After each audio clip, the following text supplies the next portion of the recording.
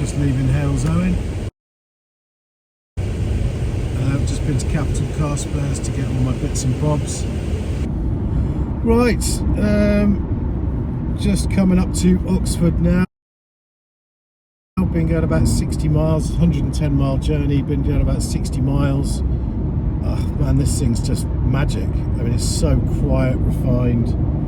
There's not a rattle, not a squeak, nothing. And it's got winter tyres on as well, which are generally a little bit noisier. But it just drives beautifully. The steering is absolutely arrow straight. I'm looking for things to criticise. I mean, it's a basic spec model with a basic stereo. I've messed around with the settings on that and it sounds fantastic. And it's little things. It goes all the way up to max without distorting, even with the bass up high. Little things like that. I like stuff like that. It's just a quality bit of kit. As I said, no rattles, no squeaks. And now the fuel consumption. So I reset it when I filled it up, and I did about 10 miles, 15 miles tooling around before I got on the motorway. And then when I got on the motorway, I reset the fuel consumption, but it has a tank average and an average from the reset. So the tank average is 36.5, which is amazing. And since I reset it getting on the motorway, now I've been sat at 70 miles an hour on cruise control. I've been sat at 70 miles an hour on cruise, and that's a Waze verified, GPS verified 70, which is showing 75 on the speedo. For those that don't know, all speedometers in UK cars overread a bit, usually on a sliding, usually around about 5 to 7%, something like that. So we're doing 70, but it's indicating 75. So anyway, back to the fuel consumption. Yeah, the tank average is 36.5, and since I reset it on the motorway, it's at a genuine 70 mile an hour cruise.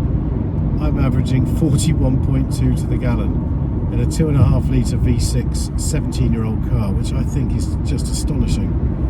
And what have we got? Yeah, it's still going up as well. The tank average is still going up. It's 5 degrees outside. When I juiced it up, it said the range was 355 miles. We've now done 60 miles and the range is 320 miles.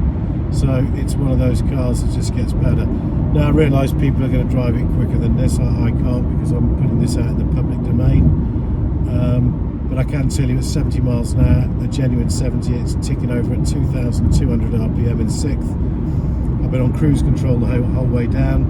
I've had the air conditioning on. It's been a bit rainy, so it steams up, so the air conditioning's on for that reason. Stereo's great, and it's so bloody comfortable. Honestly, just sit in it, it's fantastic. Nobody's guessed what I paid for this car yet, but I can tell you it's not much, and it's looking like an increasing bargain as the miles go by. So yeah, absolutely loving it. Not loving idiots on the M40 that don't understand lane discipline. For those that don't know, you sit in the slow lane. If there's somebody in the slow lane, you pull out and you overtake. If there's somebody in the middle lane, you pull out and overtake again, and then you pull back over again. You don't just mindlessly sit in the middle lane or outside lane. Please stop doing it. Why it isn't taught on the driving test, I do not know. I'm going to go now before I get into a massive foul-mouthed rant, because it really fucking pisses me off. Anyway, hope everybody's well. We'll check back when I get to Berkshire.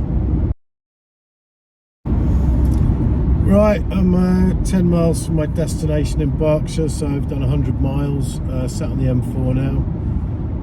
Yeah, just honestly, it's one of those cars, gets better and better. Really smooth, rides lovely, comfy.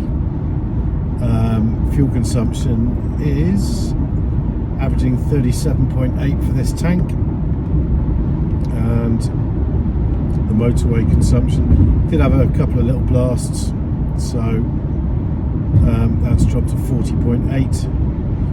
I mean, not stupid blasts, you know, just slightly higher cruising speed to get past some idiots, but certainly nothing that's going to attract the attention of Plod. Yeah, it's just bloody brilliant. Stereo's fantastic. Yeah, it's one of those cars that gets better and better. Just chucked it round a roundabout, and it grips and it holds and it feels really composed, really solid. It's an enjoyable car to drive. It's a really nice place to be. I still can't believe what I paid for it. It's ridiculous.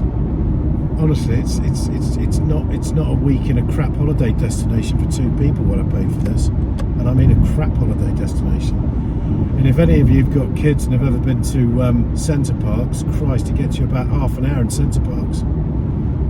Yeah, I went there once. Couldn't believe the place. Unreal. Anyway, enough about Centre Parks. That's a trauma I don't want to relive. Yeah, what else can I say about this car? Everything is just well placed. The ergonomics, the seating position, it's very easy to get comfortable. It's got a heated front windscreen as well, which is rare for a Japanese car. Yeah, honestly guys, I'm absolutely loving this thing. It's fantastic.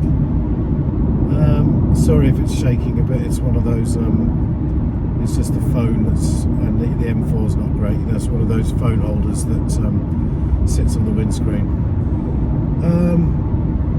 Yeah, it's surprises and delights. You know, you keep finding little things that, like the door bins, they pull out so you can get better access to them. Stupid little things like that. I've bought a few products to put through the engine as well. This, so we'll see what this is like. Fuel injection cleaner. See if that makes a difference to MPG or anything like that. Although quite how long it'll be able to drive like a monk, I'm not sure. But yeah, I mean it's the air conditioning's fantastic, and all the buttons, everything in it, everything that you touch, everything that you feel, the paddles, everything has just got a really, really lovely quality feel. And you can tell that they still work now the same way they worked when they rolled out the Lexus factory 17 years ago. And this is the thing about what we're trying to get across with future-proof cars. You don't have to don't look at cars that you think you should buy. Look at cars that either we talk about or you've done your own research on, and get massively great write-ups like this does. And all the other Lexuses. I mean, there's lots of cars that get it. I'm not just a Lexus fanatic, although I have owned a lot of them. What have I owned? Two GS300s, two LS460s, and run them all as well. I've run other big stuff as well. Volkswagen I've had two Phaetons. Love those, but not reliable. But tremendous bit of kit. They're another one that just feel like they've been, to coin a phrase from magazines gone by, hewn from solid. They just feel like they're chiseled out of one big block of stone. They're just fantastic. Same with the Lexus. They're a great, fantastically built car as well. Really, really loving it. Anyway, I'm very close to my destination, so I'm going to sign off. Where are we with fuel consumption? Now it's gone up, it's 40.9 now. Tank average is 38 mpg, which I think is outstanding for a 200 plus horsepower, 2.5 litre V6 automatic saloon car. Albeit a small one, but there is plenty of room in the back, and I was comfortable in the back with my seating position in the front, so decent boot space as well. But I'll get the thing valeted over the next couple of days so it looks pretty. Yeah, honestly, absolutely tickled pink. Tickled pink. I could drive this thing to the south of Spain tomorrow and not think twice about it. And as it's got winter tyres on it, I'd probably even risk driving it to the Alps for a bit of skiing, which I might do in a couple of weeks' time. So that is a distinct possibility. So yeah, watch this space. There's going to be more of this because I am thoroughly enjoying this.